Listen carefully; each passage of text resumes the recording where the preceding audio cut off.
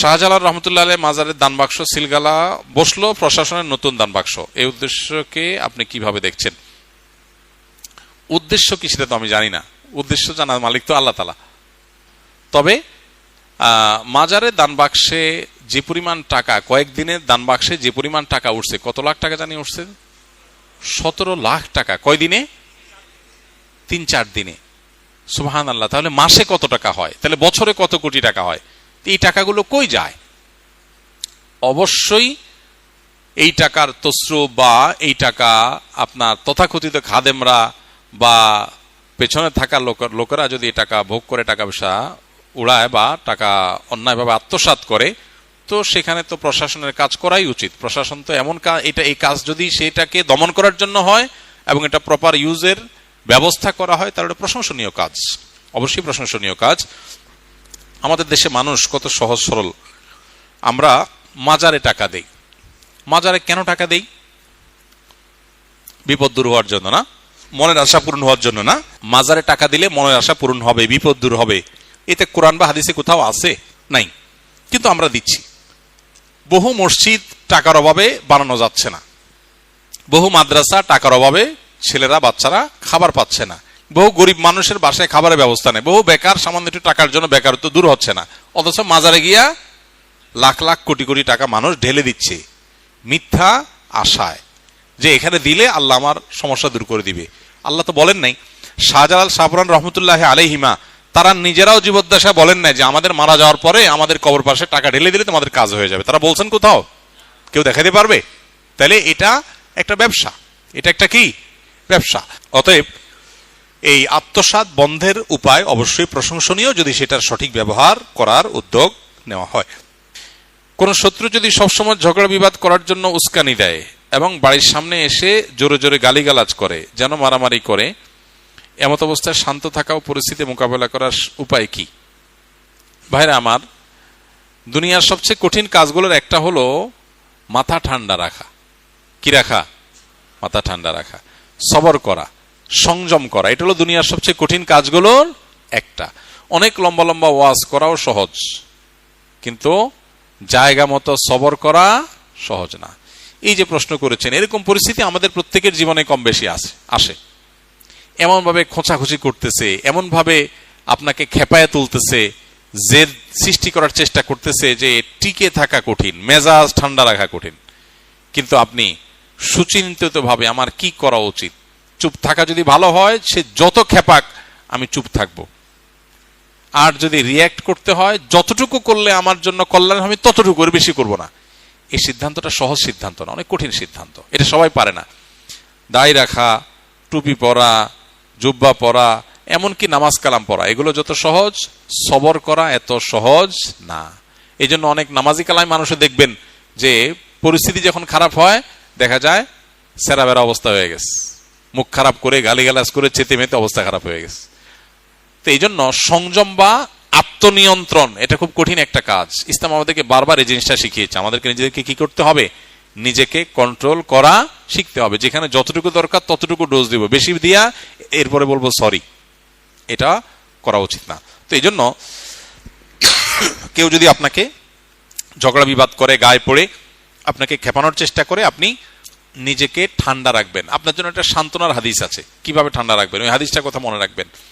এবং মাঝে মধ্যে এই হাদিস লিখে বাসা বাড়িতে বিভিন্ন জায়গায় লাগা রাখতে পারেন, মোবাইল স্ক্রিনে, কম্পিউটার স্ক্রিনে এটা ভাসিয়ে রাখতে পারেন, যাতে করে আপনার মোটিভেশন হয়। আবু দাউদে বর্ণিত একটা হাদিস নবী করিম সাল্লাল্লাহু আলাইহি ওয়াসাল্লাম থেকে বর্ণিত হয়েছে। তিনি বলেছেন, আনা যাইমুন বিবাইতিন ফি রাবাদিল জান্নাতি লিমান তারাকাল মিরা ওয়া ইন কানা মুহিক্কা। অর্থাৎ নবীজি বলেছেন, আমি জান্নাতের মধ্যে একটি প্রাসাদ পাইয়ে দেওয়ার। জান্নাতে প্রাসাদের মালিক হওয়া মানে কিন্তু দুনিয়ার মতো কোন ফ্ল্যাট প্লট বা বাড়ির মালিক হওয়ার মতো না। দুনিয়াতে মানুষ মালিক হয় কতদিনের জন্য?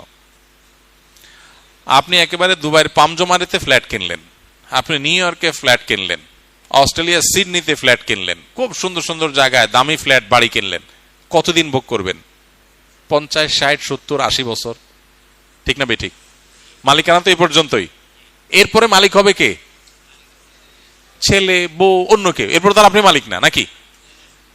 তাহলে দুনিয়ার মালিকানা হলো 60-70-80 বছর বয়স পর্যন্ত, তাও তো মানুষ কিনতে কিনতে তো 40-50 বছর হয়ে যায়। এরপরে মরার বাকি থাকে আর 10-20 বছর। 10-20 বছরের জন্য ফ্ল্যাটের মালিক হয়, তাতেই কি ভাবসাব।